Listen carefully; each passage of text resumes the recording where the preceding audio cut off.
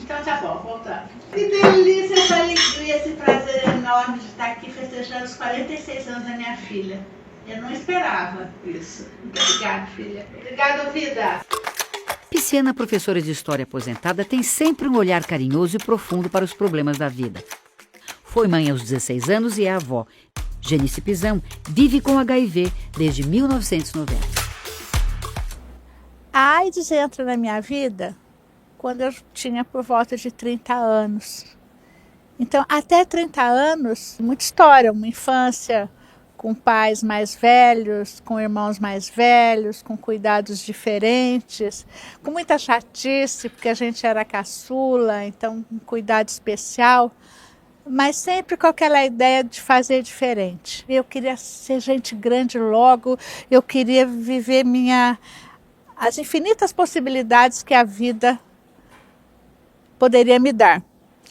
E é claro, com 15 anos, descobri o sexo, um grande amor da minha vida, que achava que era eterno. E fiquei grávida aos 16 anos e fui mãe aos 16 anos. Isso mudou minha trajetória, mudou minhas possibilidades, eu achando que agora tudo ia ser diferente.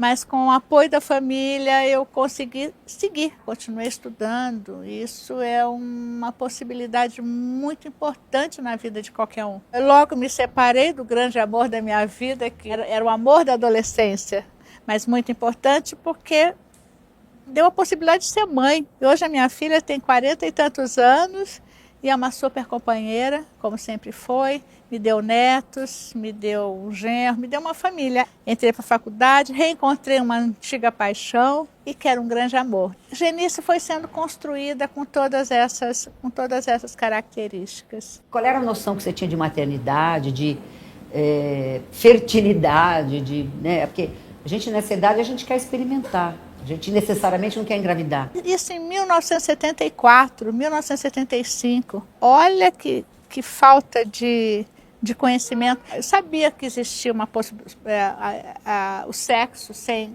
cuidados poderia propiciar uma maternidade não planejada, uma gravidez não planejada, porém, eu fazia uso da tabelinha, né? Eu fui procurar saber da tabelinha, achava que a tabelinha me protegeria. E foi meu primeiro namorado, meu primeiro homem da vida. Quando eu vi que a menstruação estava atrasada, falei, meu Deus, fui falar com ele falou assim, olha, não se preocupe, vamos rezar na igreja para que Jesus mude isso. Você não está grávida, só está com a menstruação atrasada. E a gente ia rezar na igreja, fizemos até novena.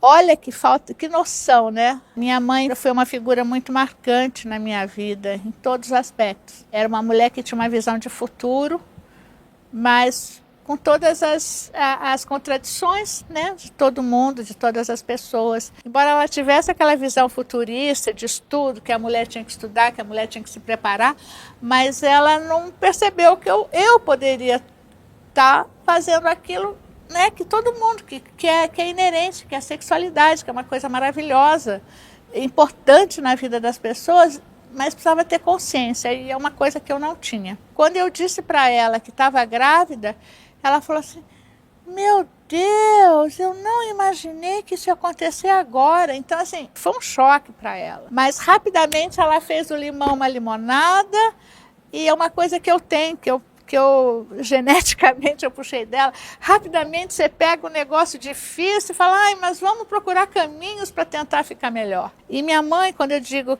quem me ajudou nesse processo, minha mãe, meu pai, minha família, que me apoiaram. Eu estudava, a Lília ficava na casa deles. Os pais do pai da Lília, do meu marido da época, também apoiaram muito nesse aspecto de me ajudar a cuidar da Lília enquanto eu ia estudar.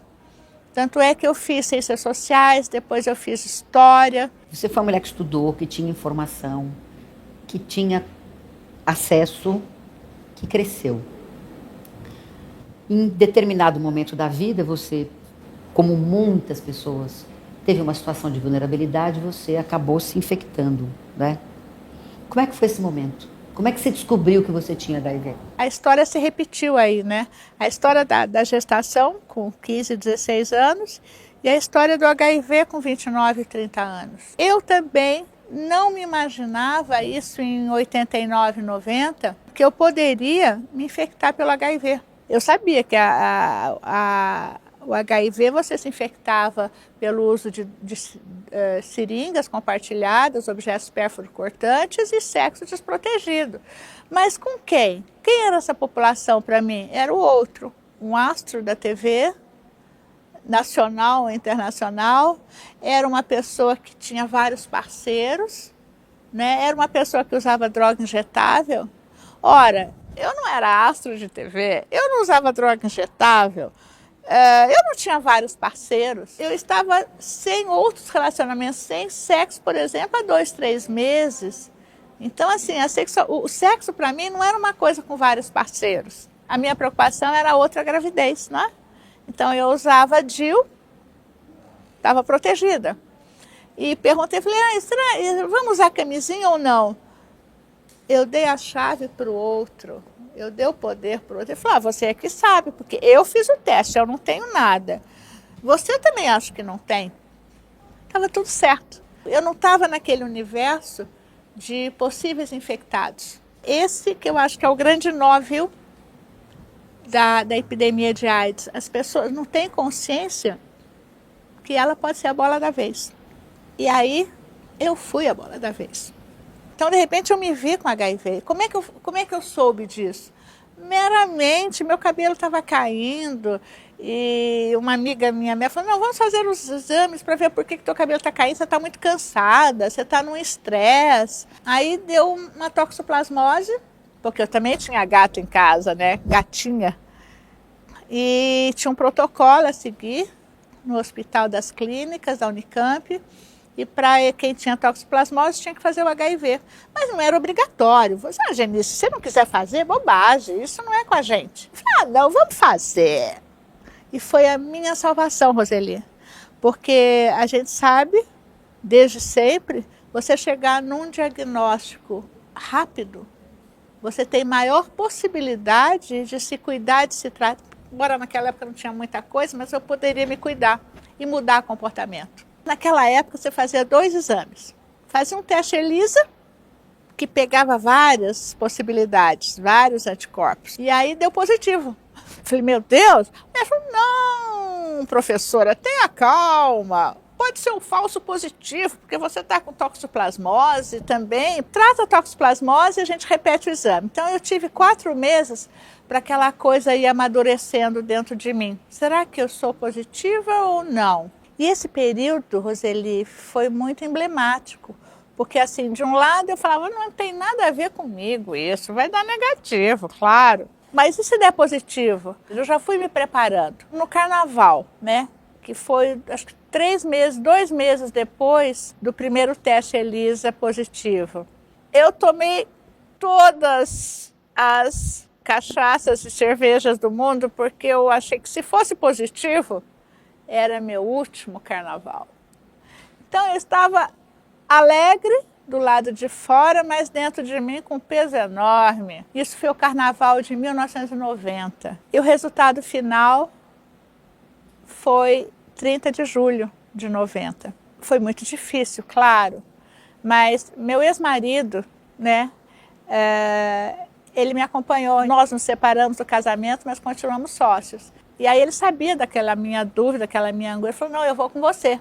E o médico me chamou, o Paulo falou assim, você quer que eu entre? Eu falei, não, pode deixar, eu vou sozinha, né?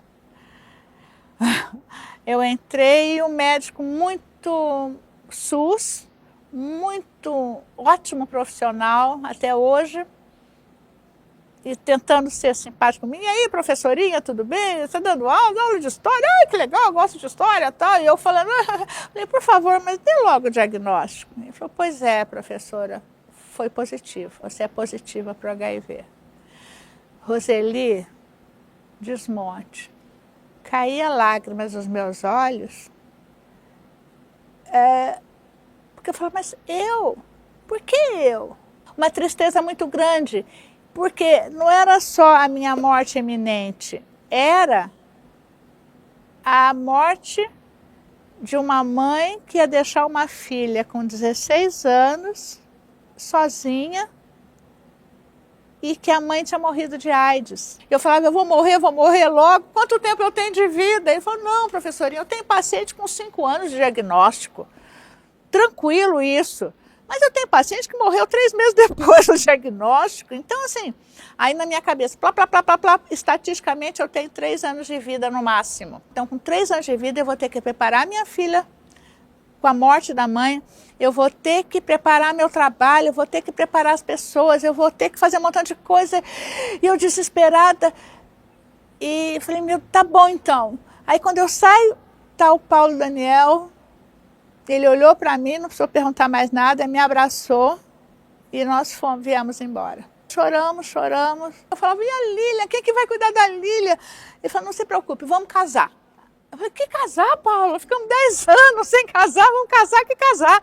Não, e a gente casa no papel direitinho, e aí eu me torno tutor da Lília, se você morrer. Você não vai morrer. Mas, Paulo, não, vamos casar. Então, assim, a gente saiu daquele primeiro dia com a ideia de que o casamento protegeria a Lília. Tive esse apoio e amigas próximas, 2, 3 amigas próximas que também estavam esperando o diagnóstico, me acolheram muito. Como foi contar para sua mãe? Minha mãe querida, eu demorei 3 anos para contar para ela. Eu pensava assim, por que eu vou provocar essa dor nela? Ela não vai poder me ajudar em nada. Ela vai falar, puxa, eu vou ver a morte da minha filha, vou enterrar a minha filha. Então eu falei, melhor não falar nada. Eu tomei essa consciência na época, com a ajuda dessas pessoas que sabiam, que eu tinha que me fortalecer primeiro, para eu poder partilhar essa história.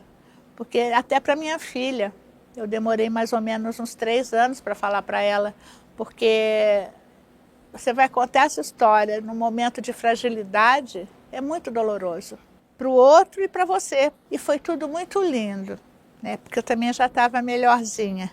A minha mãe me abraçou e falou, filha, por que não me contou antes? Por que você não partilhou essa dor antes? Vai dar tudo certo, você vai ficar bem, você não vai morrer. Eu falei, mãe, por que não? E choramos juntas.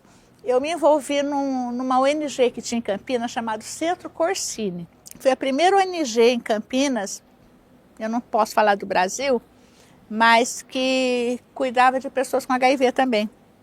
Convênio com o SUS e com outras práticas terapêuticas. Não só a medicina alopática, mas existiam outras possibilidades. Foi ali que eu conheci o reiki, a cromoterapia, as massagens energéticas e conheci outras pessoas que viviam com AIDS também. Meu campo de visão foi se abrindo. Não tinha medicação, né? Não existia nada, Roseli. O médico me falou assim, não, eu falei, o que eu faço para não morrer de AIDS amanhã, daqui a 2 meses? Ele me respondeu, tenha calma, coma bem, durma bem, você vai ter saúde e você não vai morrer de AIDS. Então logo. Tipo assim, você vai morrer daqui uns 5 anos, mas dá para você viver bem. E foi isso que eu fui tentando fazer. Conhecer pessoas com HIV, outras pessoas que estavam também lutando pela vida. Conhecer outras práticas de medicina. E aí eu me preparei para falar para a Lília. Foi maravilhoso essa viagem.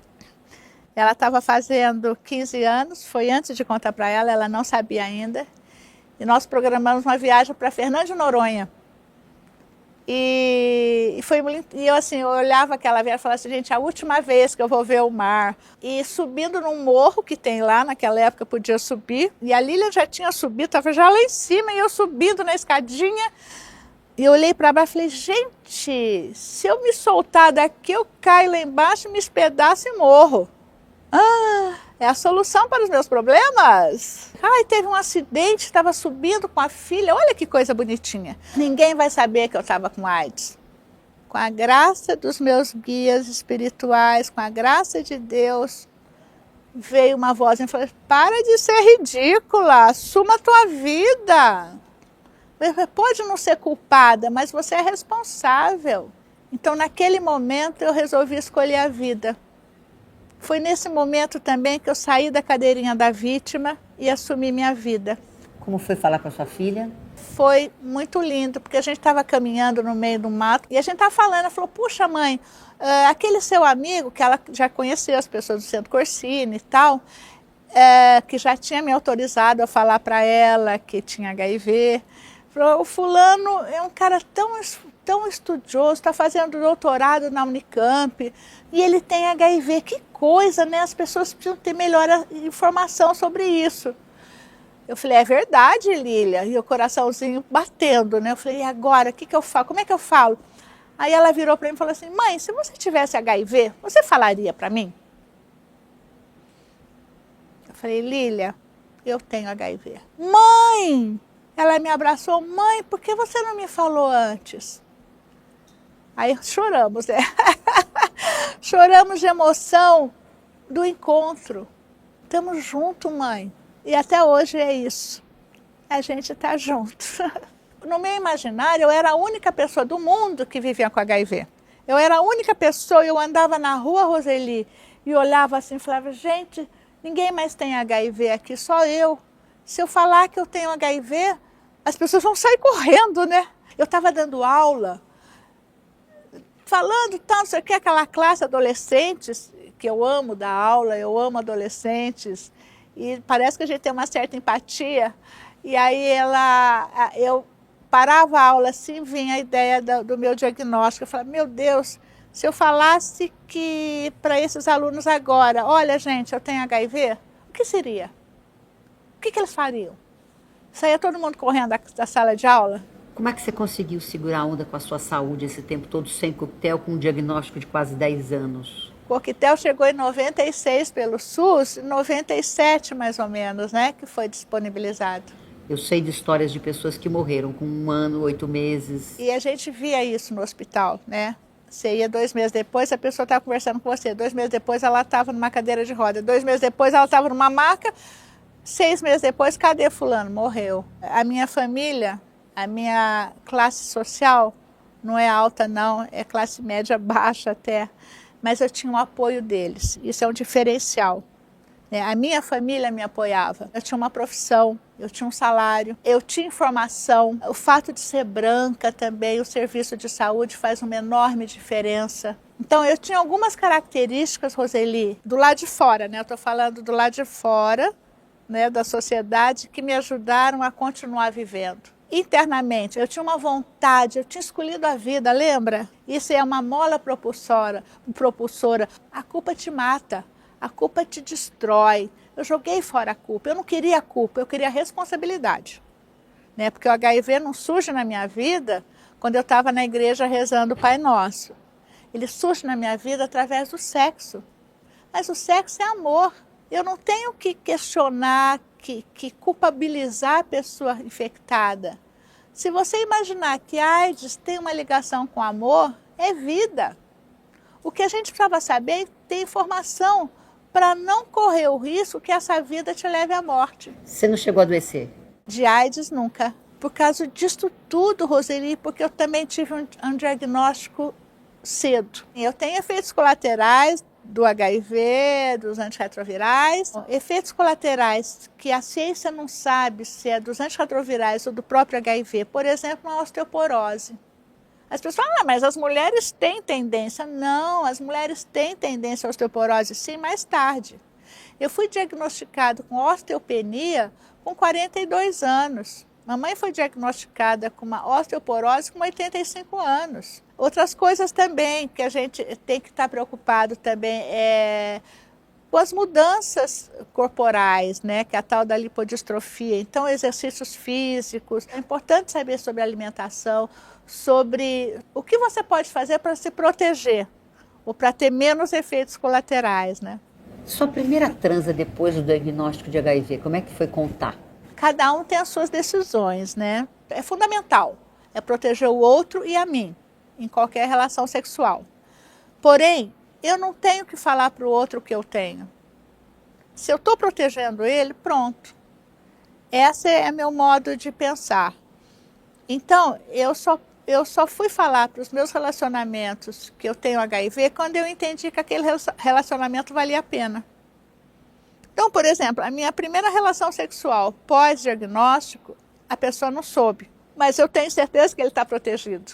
Tanto é que eu encontro com ele até hoje nas mídias e ele está lindo e forte, bonito. Todos os meus relacionamentos, olha que interessante, foram com pessoas soronegativas. Meu outro grande amor é um português, meu querido Braga.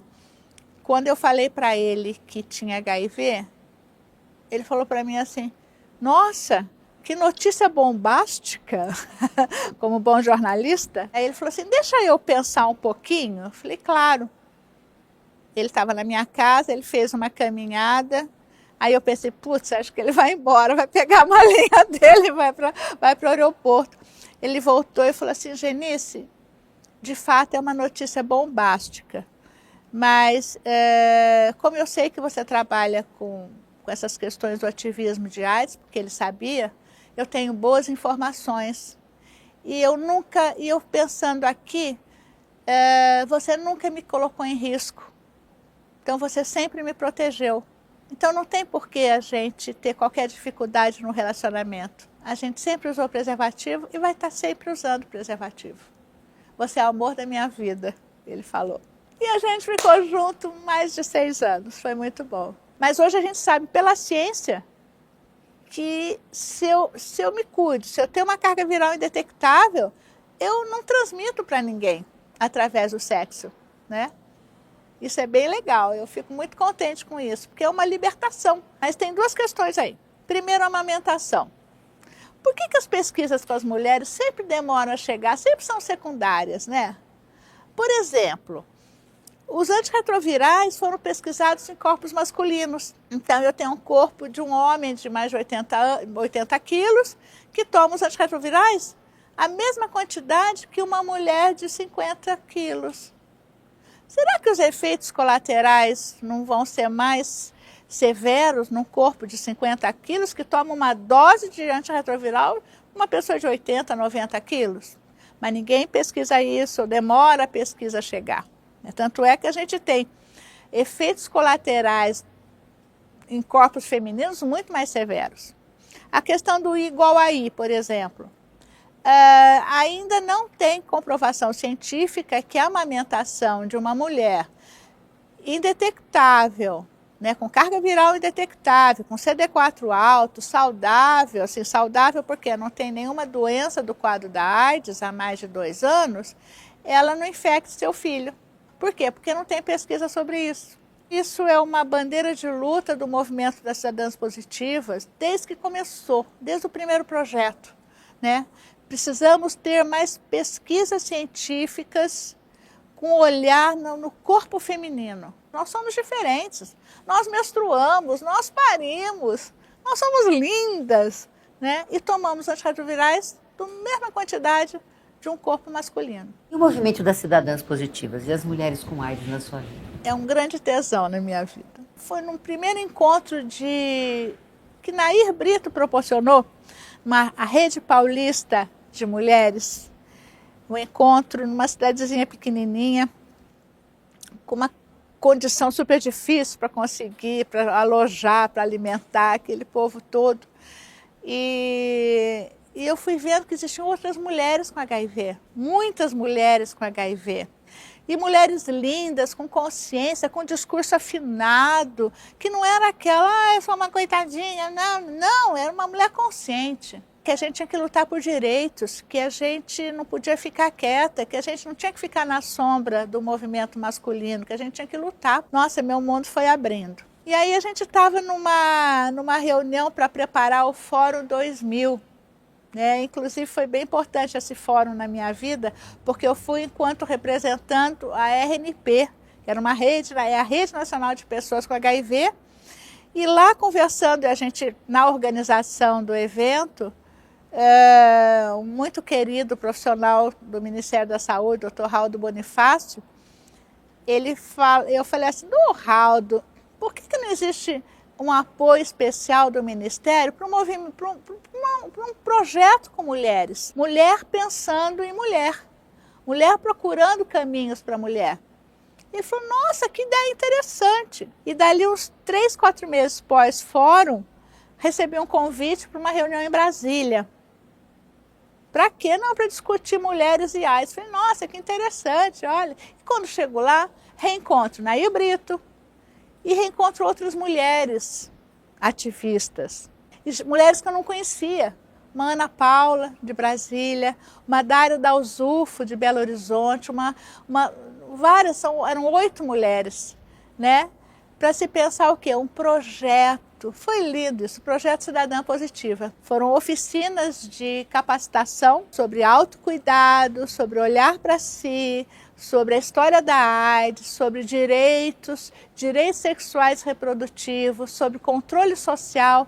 Então, assim, eram 8 dias que nós ficávamos, 8 horas por dia, estudando, pensando e avaliando o que nós tínhamos que fazer. Envolveu 70 mulheres quase do Brasil inteiro. Já existiu um movimento latino-americano que foi a nossa mãe das Cidadãs Positivas, né? Aparece um movimento nacional das Cidadãs Positivas, 3 anos depois, e muitas mulheres que estavam nessa capacitação hoje são lideranças por esse Brasil afora. Nós mulheres temos uma coisa que foi aprendida, que a gente tem que desaprender, que foi construída na nossa cabeça há séculos, né? Há séculos. Que a gente tem que olhar isso e falar assim, até que ponto isso é bom para mim? Ensinaram a gente que a gente tem que cuidar do outro.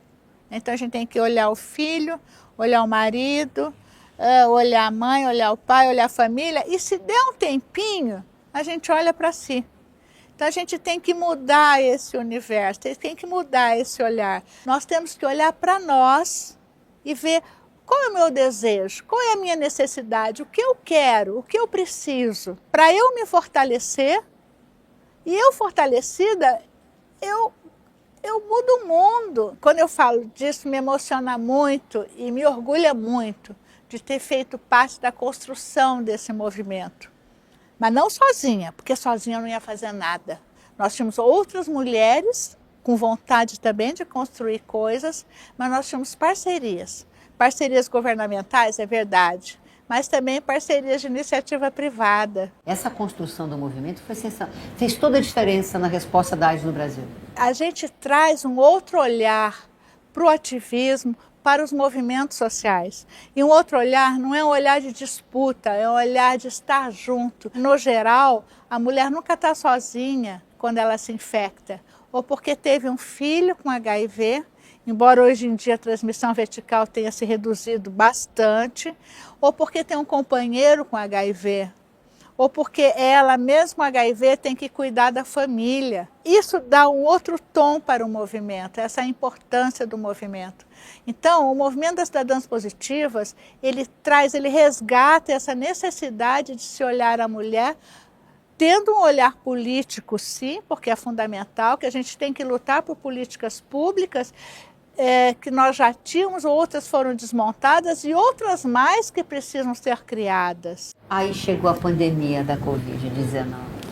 A gente achou que era uma coisa rápida, né? Não, daqui a 2, 3 meses, a gente já voltou ao que era antes. 1 ano e meio depois, ou mais, né? As pessoas continuam se infectando. E essa pandemia me lembrou demais a epidemia da AIDS, porque também não tinha uma diretriz segura, né? As informações eram contraditórias, e é o que a gente tem da Covid hoje. E para a questão do enfrentamento da epidemia, embora o governo tenha sugerido que os municípios liberassem medicamentos um tempo maior, mas nem todo município, ou por falta de medicamento, ou por má gestão, não consegue liberar por mais tempo. Então, nós tivemos casos de pessoas que tiveram que voltar de 15 em 15 dias para pegar seus antirretrovirais. Então, assim, gastar dinheiro com passagem, correr risco dentro de uma lotação. Então, isso é um problema. Além disso, o próprio tratamento do HIV, Roseli, que os infectologistas do serviço do SUS foram encaminhados para tratar a Covid. Então, sobraram poucas horas de trabalho para o tratamento das infecções sexualmente transmissíveis. Então, muitas pessoas adoeceram. E não só de HIV, com doenças oportunistas, mas também com a Covid, se infectando diversas vezes. Genício, o que a AIDS te ensinou? A AIDS me ensinou ser uma pessoa diferente, ser uma pessoa muito melhor. Melhor para mim mesmo, né? Me ensinou a ser uma mulher que se olha, que se respeita, que sabe os limites que existe, que a vida me dá, e que eu posso, junto com outras pessoas, fazer a mudança, né? Propiciar mudanças para as outras pessoas, né? Então a AIDS me ensinou isso, a ressignificar a minha vida e poder ajudar a ressignificar a vida de outras pessoas. Mas nunca sozinha, sempre na parceria. Então é o que o movimento me traz, é o que a AIDS me trouxe. Eu e mais outras mulheres construímos uma nova história. E hoje a gente tem aí, cadastradas no MNCP, quase 700 mulheres. Mas nós somos exemplos, nós somos possibilidades para mais de 200 mil mulheres que devem existir por aí vivendo com HIV, que às vezes nem sabe da nossa existência, mas ouve falar, ouve um vídeo ali, houve um programa de televisão ali que tem uma mulher falando que existe um movimento de mulheres que vivem com HIV. 40 anos depois, por que o estigma e o preconceito ainda é tão presente? Então, olha que coisa paradoxal, né? Você tem 40 anos de epidemia, tanta coisa mudou, você tem medicamento, mas ainda hoje você vê as pessoas sofrendo pelo estigma, pela discriminação. E as pessoas continuam com medo de se mostrar enquanto portadoras do vírus HIV. Medo de perder seu emprego, medo de perder, de ser questionado pelos seus parceiros, pela sua família. E isso faz com que as pessoas se escondam. E se escondendo, não passa informação e outras continuam se infectando. Esse que é o grande nó da epidemia de AIDS. Enquanto você não informa e não destrói os estigmas e os preconceitos e a discriminação que continua existindo, a gente não consegue controlar a epidemia. O que você quer falar para as pessoas que não têm HIV? O HIV está perto de todos nós. Você pode se infectar. Então se proteja. Tem informação para isso. Hoje em dia você tem as PrEPs da vida, você tem outras possibilidades para se proteger, né? Mas você tem que ter informação segura. A informação tem que chegar a você. E você tem que ouvir. O que é que você quer falar para as pessoas que vivem com HIV e AIDS? Que as pessoas procurem outras pessoas que vivem com HIV para estar junto e fortalecido. Se você tem essa dificuldade de não encontrar outras pessoas, olhe para si, se informe, se fortaleça, porque a gente junto, a gente faz a diferença. Que música que você gostaria de cantar e que lembra um pouco quem você é? Viver e não terá vergonha de ser feliz, cantar e cantar e cantar.